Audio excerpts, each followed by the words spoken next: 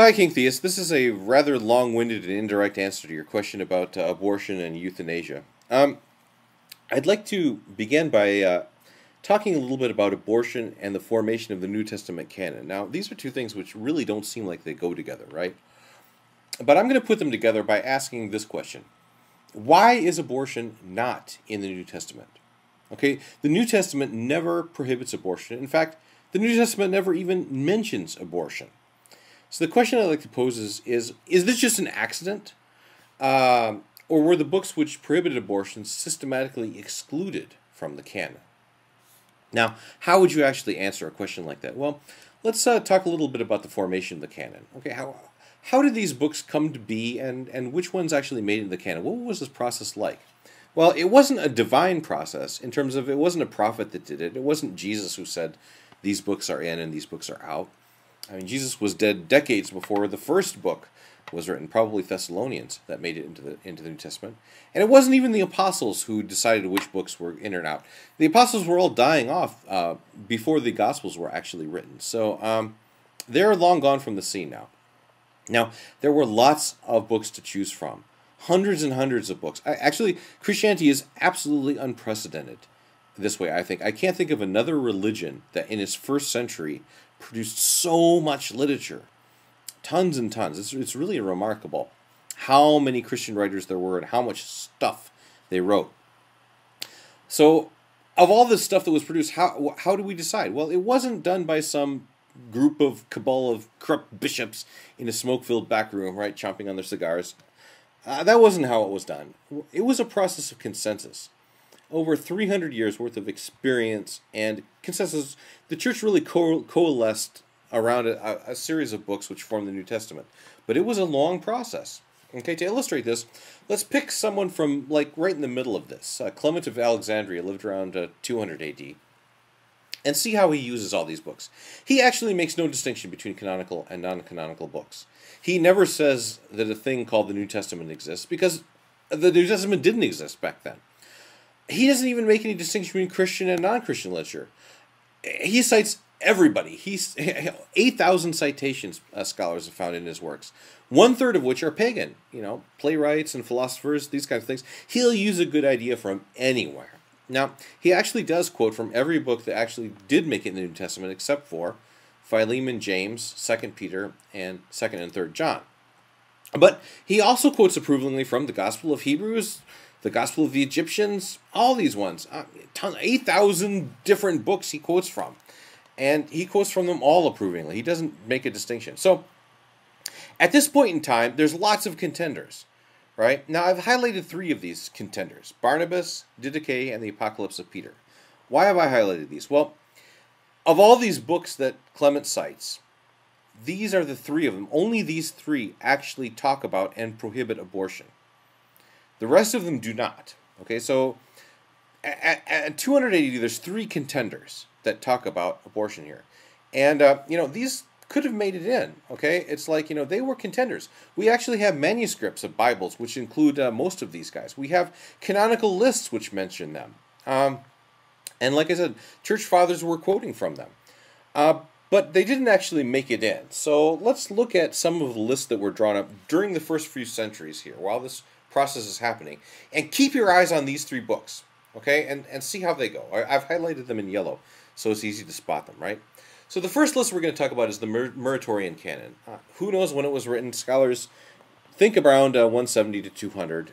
We have a bad Latin translation of a Greek original.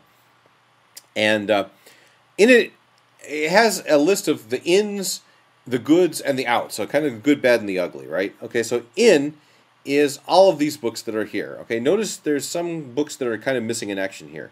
For example, James isn't mentioned as being in, or Hebrews isn't mentioned as being in.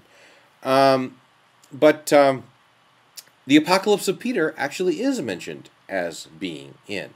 Okay, now the Apocalypse of Peter does prohibit abortion. And the Muratorian Canon does say that it is accepted. But it does make a little asterisk here. It says some people dispute it and some people say it really shouldn't be read in the churches. But around the year 200, it was a contender. It also gives, it says the Shepherd of Hermas was good, but it's not really a contender because it was written recently. This is actually how they date the Muratorian canon. Actually, it tells who the author of Shepherd of Hermas is and when he lived. And it mentions some as being specifically out, Gnostic works and forgeries in the name of Paul, things like this. Okay, so let's go on to another list here. Eusebus. Eusebus wrote the second church history that you know about. The first one, of course, was Acts, written by Luke. Eusebius wrote the second one. And then, of course, he will talk about the books that are used in this Christian church.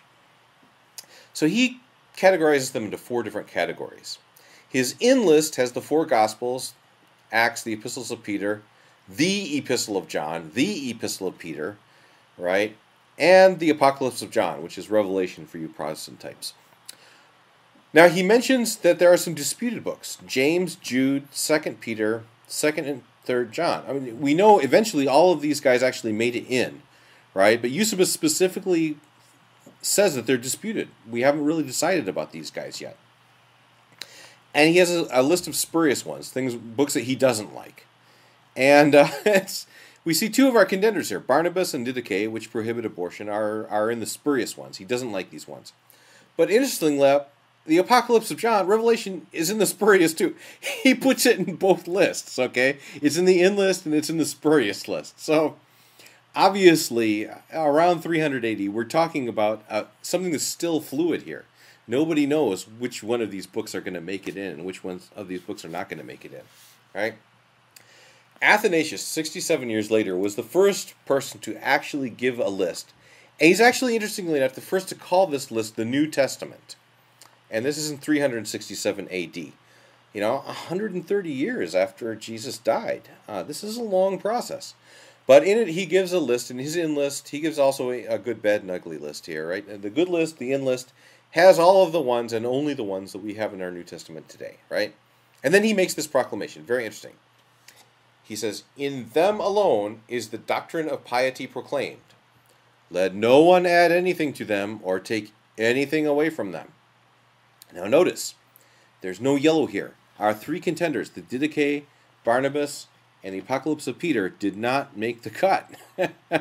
Okay? And Athanasius is saying, these ones have the doctrine of piety. This is what you need. He specifically excludes the ones that talk about abortion here. All right? Now let's talk about his good, bad, and ugly list here. So he says these ones are beneficial. He mentions the Didache here, right? But he specifically excludes these other ones here, all right? Okay, these are ruled out as being the basis of Christian doctrine. These guys did not make the cut, okay? And Athanasius says, specifically, right? Don't add or subtract to the list. What you need to be pious is only in those other 27 books, not in these ones. Okay? Bottom line, abortion is not in the New Testament. I don't think this is a coincidence. There were 3 different books which the church could have easily put in there. Didache being especially one. There's absolutely nothing in the Didache which is any Orthodox Christian could believe and be tried for heresy for. I mean, it's perfectly orthodox. All 3 of these books nearly made it in. We have copies of Bibles with them. We have lists of them. They're mentioned. They're quoted from. They were contenders, but they didn't make it. Okay. Now, this is my conclusion that I draw from this. Okay, your mileage may vary, but this is what I get from this. Right. The early church has not given us any scriptural basis to determine that abortion is wrong. They clearly could have, but for whatever reasons, they decided not to. And whether abortion is right or wrong is just not determined by the Christian canon. The bottom line is that Christians are in no better position than non-Christians when it comes to the question of abortion, right? We're all in the same boat here. We alike must make the judgment about whether abortion is right or wrong on a non-scriptural basis. We just got to do the best we can with the pin-sized brains that we have, right? And so basically, that's my conclusions on this. Like I said, your mileage may vary. Thanks a lot.